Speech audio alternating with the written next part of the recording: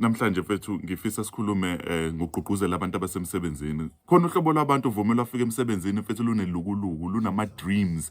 Abantu mfethu befuna ukufika emsebenzini bafike benze inguquko ezinkulu.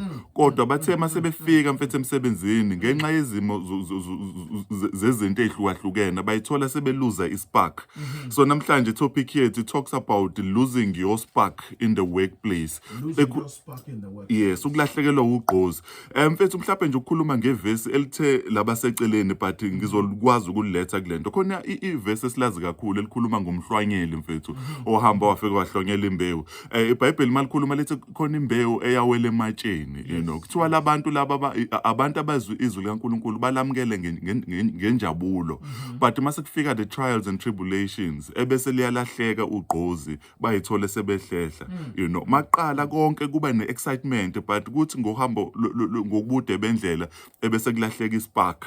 The one into engifuna ukukhuluma ngayo lithi iBhayibheli malikhuluma lento lithi basuke bengenayo impande, basuke bengenayo iroot. Okusho ukuthi makufika ama-challenges kwi-workplace bagcine sebelahlekelwa ugqozi. Ubona abantu sebehudula inyawo mfethu emsebenzini kodwa bafika kulawo ma-organizations be-excited mfethu, they wanted to make impact enkulu. Ngizokhuluma ngabantu abawu-3 noma abawu-4 mfethu engicabanga ukuthi abaningi abalaleli bazoyithola kubona. Oqala mfethu umuntu oyi-graduate, yabo. Yeah. Bona abantu vuma bathi mabefika kuma-organizations mfethu uthola ukuthi banamamaka amahle mfethu, banama-dreams ukuthi njengoba ngine-degree ngifuna ukushaya i-honors, masters, PhD.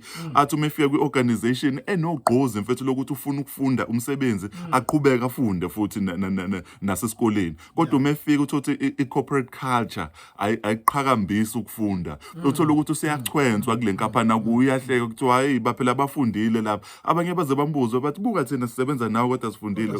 Yini oyifunde ngoba yebo, yes buka nalona upromotiwe kodwa indaba esikole akayingeni naye agcine sebona ngathi isikole siyiscam, alahlekelwe ispark, agcine seba average in a place uNkulunkulu abefuna ukuthi akhuphuke kuyona mfethu. Abesibili mfethu ngifisa sikhulume ngabo bathi mabefika kuma-organizations be-excited mfethu, they wanna do big things nabo.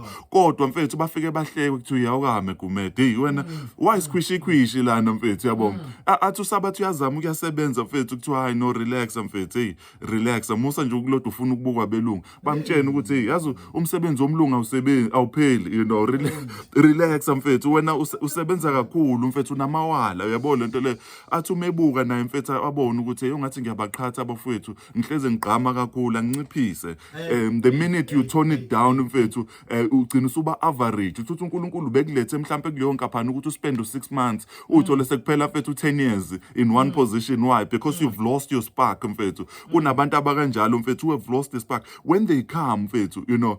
Uthola ukuthi you know they talk about ukhozi mfethu lwalahlekelwa i-identity yalo lwayithola seliqhwanda phansi nenkukhu. Khona abantu mfethu uNkulunkulu ababeke temporarily kuma-positions athile in certain organizations, but when they get consumed by i-culture yaleyo ndawo bagcine sebekhohlwa ukuthi they were there ngokwesikhashana. Khona la uNkulunkulu ebefuna ukubadlulisela kubona. Abokugcina mfethu engifuna ukukhuluma ngabo mase sibuka phecelezi i-nepotism, you know. Laba mfethu abantu la uthi uma kwi-organization ethile i-nepotism mfethu ikhuluma ngokuthi khona abantu ngisho uyimisela bazokoverlooka, they will promote their friends, you know. They will only promote their relatives, you know. So abanye abantu bafika kuma-organizations be-driven ngenkathi mfethu ethi yafika mfethu eyimisela uthothi uzofika ekhandle mfethu kodwa i-promotion angayitholi. Ngenxa yalonto uzolahlekelwa ispark, uthola ukuthi usehudula inyawo mfethu kwi-organization asebenza kuyo. Ngenkathi uhudula inyawo mfethu usuzokwenza amaphutha because you are no longer driven, you know, and usudevelopa ne-habit yokucomplaina.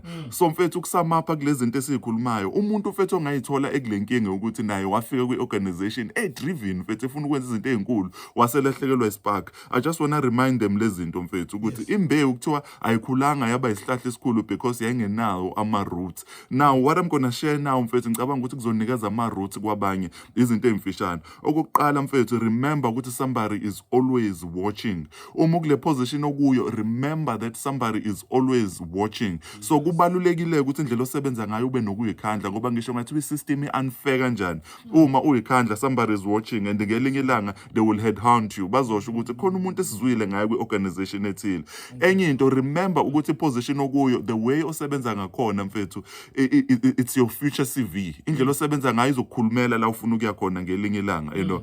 Okunye mfethu engifuna ukusho Vuma, abantu aba-dedicated kuma-organizations wabo mabehamba they leave big shoes. Okuba nzima ukuthi afilwe easily. Why? Because basuke bengakurecognize, but when you leave kovela ngelinye ilanga ukuthi khona insizwa kuyasebenza la. Umsebenzi wayo uyabonakala manje ukuthi you know kwesinye isikhathi khona abantu Vuma abasebenza imisebenzi yabantu abawu2 kodwa aba-recognizewa ngalonto. The day uzohamba ngalo kuzovela, but uma uzoba grumpy ungawenzi umsebenzi wakho ucijisa umlomo mfethu uhudula inyawo wenza amaphutha ngisho uhamba ngeke kuzwakale lutho. That's all I needed to say mfethu. Learn to grow your brand in an unfair system.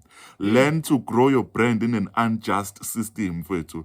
God will bless you and your opportunities will be out there. God is love mfethu Vuma. Never lose your spark in the workplace. That is your blessing. Never lose your spark. Ngisho ku unfair kanjani, never lose your spark. Run with it and God will bless you. Amen. Thank you. Hey, my thought.